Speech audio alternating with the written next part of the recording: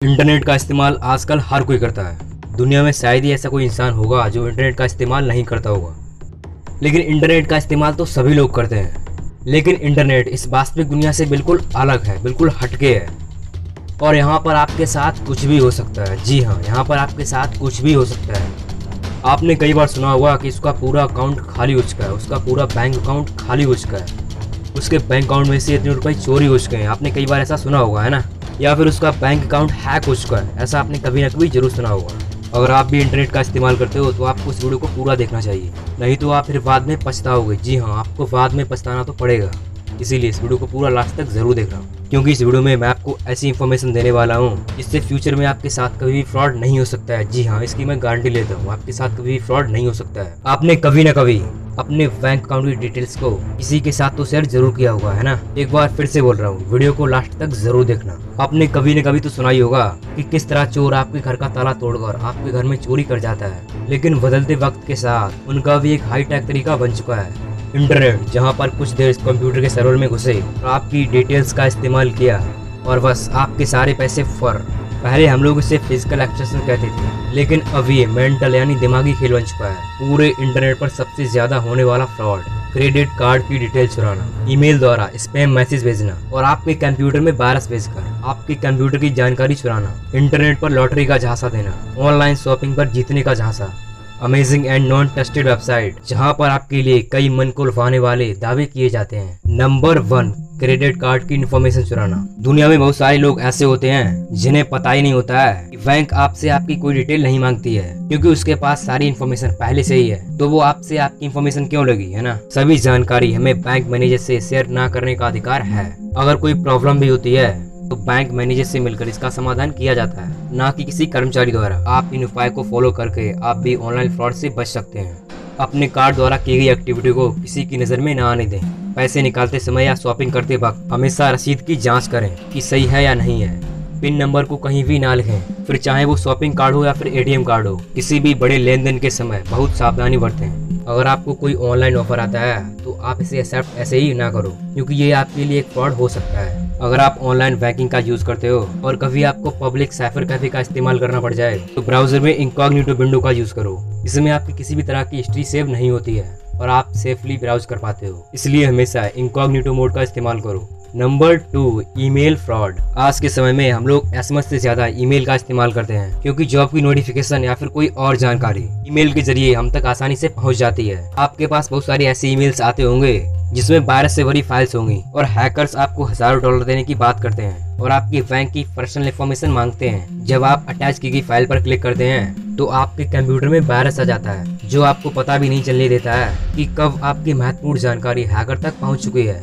इसलिए जब भी आपके पास कोई इस तरह का ईमेल आए तो आप उसे तुरंत स्पैम में मूव कर दो। अगर आपको अनवांटेड ईमेल से बचना है तो आपको इंटरनेट पर एनरोल मी नाम की वेबसाइट पर जाना होगा और आपको उस वेबसाइट पर रजिस्टर करना होगा। इसके बाद आप उन सभी बल्क मेल को हटा सकते हो जो आपके काम के नहीं है। नंबर 3, लॉटरी का फ्रॉड। इस तरह की न्यूज देने वाले फोन या जीमेल पर आपको बहुत बड़ा इनाम जीतने की बात करते हैं, जैसे कि आप लकी विनर हैं या फिर लाखों लोगों में सिर्फ आपका सिलेक्शन हुआ है। इनाम का अमाउंट सुनते ही आप अपनी उन्हें पर्सनल इंफॉर्मेशन दे देते हैं और बस काम खत्म। इसके बाद आपके फोन पर मैसेज आता है कि आपका बैंक अकाउंट खाली हो चुका है। जी हाँ, आपका बैंक अकाउंट खाली हो चुका है। फिर बाद में आप कहते हैं, अरे ये क्या हुआ? लेकिन अब कुछ नहीं हो सकता है। अगर आपको इससे बचना है तो आपको पता होगा कि आपने किसी भी लॉटरी में हिस्सा नहीं लिया है, तो फिर आप जीते क्या हो? घंटा। इसलिए फ्यूचर में अगर आपके पास ऐसी कॉल आती है और वो आपकी पर्सनल इंफॉर्मेशन मांगती है तो आप उससे बोल सकते हो, चल तेरे जैसे बहुत देखे हैं, अब कोई दूसरा मुर्गा फांस, ये मुर्गा तेरा बाप है। आप ये वाली लाइन बोल सकते हो। नंबर 4, ऑनलाइन शॉपिंग का फ्रॉड। जब आप अपने स्मार्टफोन में ब्राउजिंग करते हैं तब आपके सामने कोई मोबाइल आता है जिसकी रियल प्राइस 20,000 रुपए है, लेकिन वो मोबाइल आपको सिर्फ 2,000 रुपए में मिल रहा है। तो आपके मन में लालच आ जाता है और आप तुरंत ही ये सोचते हैं हमारे अलावा कोई दूसरा इस फोन को ऑर्डर ना कर दे। और बाद में जब पेमेंट की बारी आती है तब आप या तो ऑनलाइन पेमेंट कर देते हैं या फिर कैश ऑन डिलीवरी सिलेक्ट करते हैं। अगर आप ऑनलाइन पेमेंट कर देते हैं तो आपके पैसे तो गए, लेकिन अगर आप कैश ऑन डिलीवरी सिलेक्ट करते हैं तो वो प्रोडक्ट आपको मिल जाता है, लेकिन उस बॉक्स में उस प्रोडक्ट की जगह कुछ और होता है, मिट्टी या फिर कोई कीपैड चाइनीज फोन। बस इससे ज्यादा कुछ नहीं होगा और आपके सारे पैसे डूब गए। अगर आपको ऑनलाइन शॉपिंग ही करना है तो आप ट्रस्टेड वेबसाइट से शॉपिंग करो, जैसे अमेज़न और फ्लिपकार्ट। यहाँ पर आपको प्रोडक्ट अच्छे ही नहीं मिलते हैं, बल्कि आपको गारंटी भी मिलती है। और यहाँ पर आपको क्वालिटी और सेटिस्फेक्शन का भी ध्यान रखा जाता है। जिस वेबसाइट से आप प्रोडक्ट खरीद रहे हैं उसकी ट्रस्ट की जांच जरूर कर लें, जैसे कि रिव्यू जो आपको गूगल पर मिल जाएंगे, या फिर HTTPS यानी hyper text transfer protocol secure, या फिर लॉक का सिंबल। अगर ये सब है तो आप समझ लो कि आप बिल्कुल सेफ हैं। अगर आपको किसी वेबसाइट के URL में लॉक का सिंबल ना दिखे तो आप पेमेंट बिल्कुल भी मत करो। जी हाँ, बिल्कुल भी पेमेंट आप मत करो।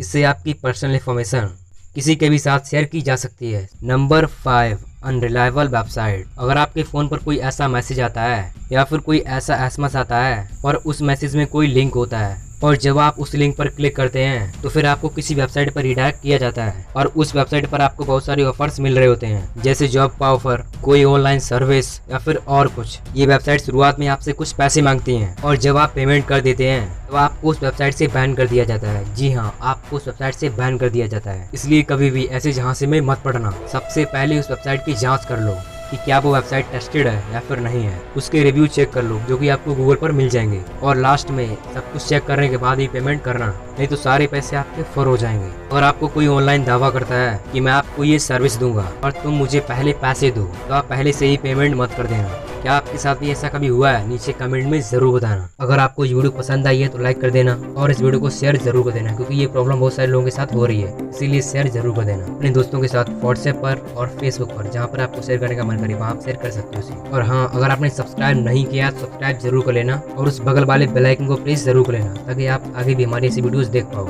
तो इस वीडियो को शेयर जरूर कर देना और लाइक भी कर देना, और अभी तक आपने सब्सक्राइब नहीं किया तो सब्सक्राइब कर लेना। Thank you so much for watching my video.